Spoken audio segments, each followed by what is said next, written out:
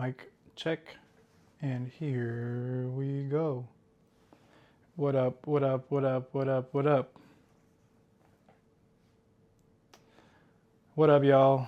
A little over halfway through the month of December. The holiday season is flying by. Feeling good about that. Excited to see some family next week. It's going to be action-packed. It's going to be our first time bringing the baby home for Christmas holiday. So wish us luck, but also wish us fun and cozy vibes by the fireplace and all that good stuff. Checking back in. This is part 3. I appreciate y'all joining me. This week's goal is about 18 miles. Last week knocked out just about 17 and a half, so I'm adding on a little half a mile each week. Super incremental growth. Did my first run over the weekend during a snowstorm, so that was fun. A lot of snow actually. Didn't really stick for too long, but we got a couple of days. It was pretty out there. It's weird that when it snows, the weather gets like a little bit warmer, so it wasn't unbearable, but definitely was real slushy and not the easiest to navigate. So I got the Nike Vomero Gore-Tex, the Vomero 18, very sturdy. Definitely kept my feet warm and dry the entire time. That was dope. I appreciated that. Made me feel like I got my money's worth. Still got a couple more pieces of gear to get, but it's all coming together. Oh, nice. Little tiny piece of New York City construction out there for us, so pardon me. It's cold, it's winter. Today's actually a little warmer than it has been. It's probably like 35 degrees, but not horrible. The other day, probably beginning of last week, it was like 20 degrees. That was insane. I went on a run and couldn't feel my hands the entire way, so it's nice. We'll take it. We'll take what we can get. The snow's all melting, so it's a little gross out there right now, but again, better than it could be. It's not painful to walk outside, not painful to run, but to help with those painful days, I just got my first pair of gloves that I'm going to be running with. The Nike running gloves are damn near sold out everywhere, so I had to order them off Dix.com. I'm excited to put them to use today. I broke them out for the first time, but again, it's warm, so I actually end up having to take them off midway through my run. I ran from our apartment downtown all the way up to 34th Street, so ended up being like just over 7 miles that I ran this morning. I'm definitely feeling good about that. Feeling even better about the fact that like now the runs are getting easier. I'm cognizant of not taking them for granted, not disrespecting them, because I know injuries are lurking if you don't take the proper precautions and maintenance. But that first run that I went on last month in November, probably like November 3rd or 4th, like I just tried to run a mile, and it was a grind. It was a schlep. I had a hard time getting up and deciding to do it, then never mind actually running the steps. So today I ran 7 miles, and I easily could have gone for a lot longer. Pacing myself has been crucial, not trying to burn myself out too early. Kind of like saving all my energy and my boost for that back half of the run. 3/4 of the run, I start dialing in and try to focus on getting that average mile time down as low as I can get it, just to push myself a little bit, not in a crazy anxiety inducing way, but a way that helps us get a little bit better and go a little further every day. I can pretty consistently do a long run at about 10 and a half minutes right now, but I want to get that down to like somewhere in the 9s in the next couple of weeks, the next month. If I could start 2026 being at a 9-minute mile for these long runs consistently, I'll feel really good about that.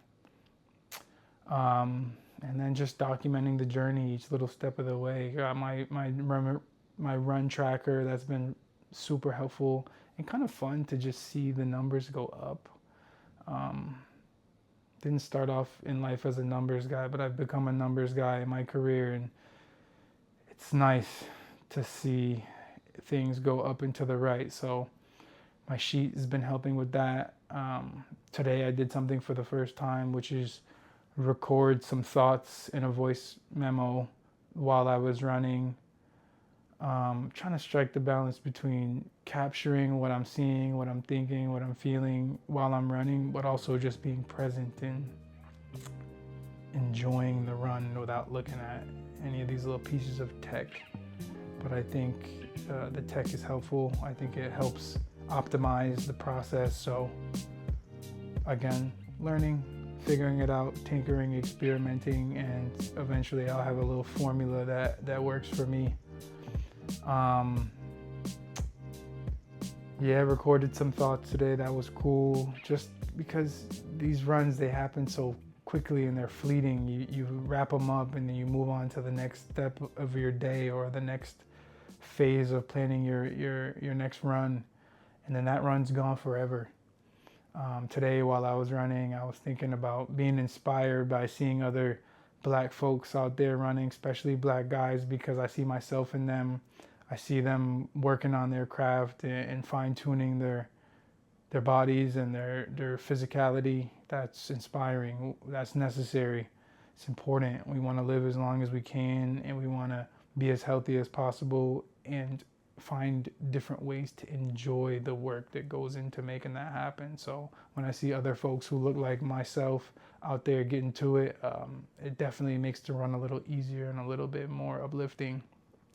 When I see black women out there, same thing, but just with a multiplier on it, because I know all the hurdles I know some of the hurdles and the challenges that make it not easy for them to just get up and go for a run, because all the other stuff that they have to think about and navigate in a normal day that most humans in the world who don't look like us even have to think about or know exist. So again, finding ways to create some peace for ourselves, that shit is amazing. And I want to make sure that I do my own version and I can pass whatever little insights or inspiration to others that are possible and that make sense.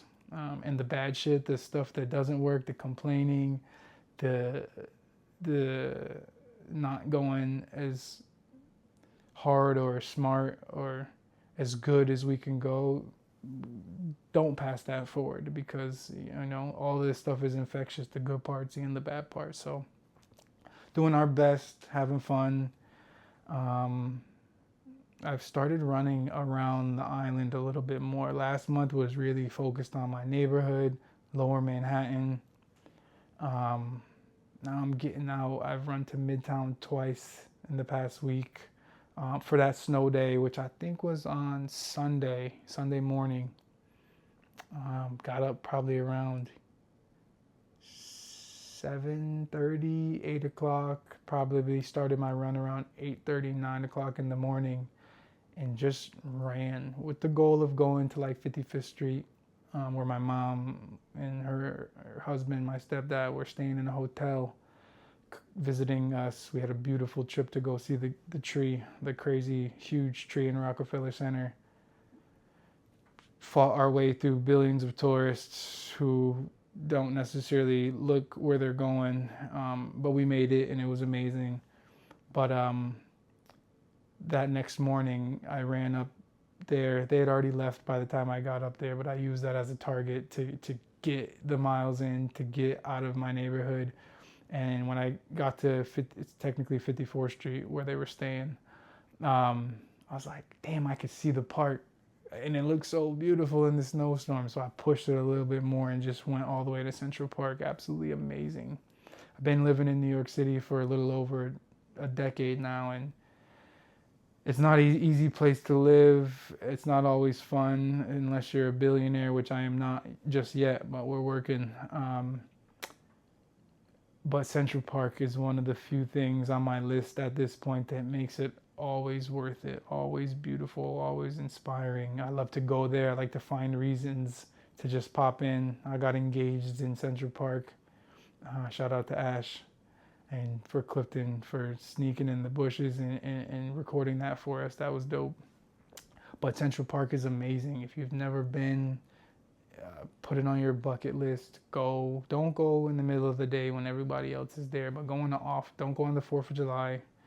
Go on a day when it's peaceful. It's always full of folks, for sure, but during a snowstorm or early in the morning, there's just a lot less congestion in there than there is when it's popping. So go walk around, see the little parks within the park. There's a zoo in Central Park. It's insane. I didn't know that before I moved here. And tons of other stuff. Go play chess. Go. There's basketball courts in there. There's just so many things. So I had to push it a little bit further than I'd planned, and I popped in, and it was amazing. Feeling very thankful for that run. It wasn't easy. Literally getting smacked in the face with huge snowflakes. Then you got a bunch of people out running. I don't know if they're prepping for marathons or runs or races or whatever, but there was actually a lot of people out running during that storm. And some of them were kind of struggling their way through just like me, which is helpful to see. You're like, damn, I'm not the only one and I'm not the worst. Everybody's kind of figuring it out. Then you got these, part of my French, you got these motherfuckers just flying by, making it look like it's the easiest thing in the world. And you could see them for a while, and eventually they're moving at such a pace that they get out of your line of sight, and it's like, goodness gracious, I want to get to there. But you don't get to that point where it's easy, where the hard stuff is easy, without putting the one little foot in front of the other for these hard ones that don't come naturally. So that's where I am, setting goals, not focusing on them, but working towards them, focusing on still having fun and staying healthy, and then learning, because it's a lot. Running in the cold is much different than running on a beautiful fall day when it's crisp and the temperature is balanced. Ran past the basketball courts down here in Hudson River Park today, and it was the court is frozen. There's like ice on the free throw line. But when I started this running journey, there was people hooping, running fives every day until 10, 11, 12, sometimes 1 o'clock in the morning. It's a very different experience now. So focused on savoring each little component, each little element of all this, because it really is fun. It really is helping me grow. I'm getting about 3 or 4 pounds away from my weight goal right now. Last summer, I maxed out being the heaviest that I've ever been right before my daughter was born. I probably got up to like 230. And my whole college and young adult life, I was like 165 pounds wet. But before she was born, I don't know what goes into a new parent gaining weight for someone like myself, but I know it's the metabolism slowing down for sure. Maybe there's stress that I didn't realize was stressful.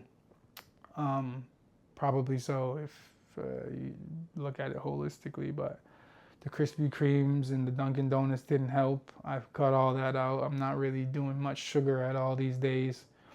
Not eating late at night. I really try to give myself at least 2 to 3 hours before bed when I have my last meal of the day, not snacking, all the bullshit. I love the bullshit. Don't get me wrong. It's amazing. But you got to minimize it if you're trying to hit these goals that I've set out on. So not caring, not focusing, not thinking about being perfect, but just thinking about being a little bit better each day. And I'm seeing it happen. I'm feeling it happen, and that's beautiful. So I appreciate y'all tapping in. Be great. Do your thing. Advice, send it my way. Questions, send it my way. We're here to learn together. Peace.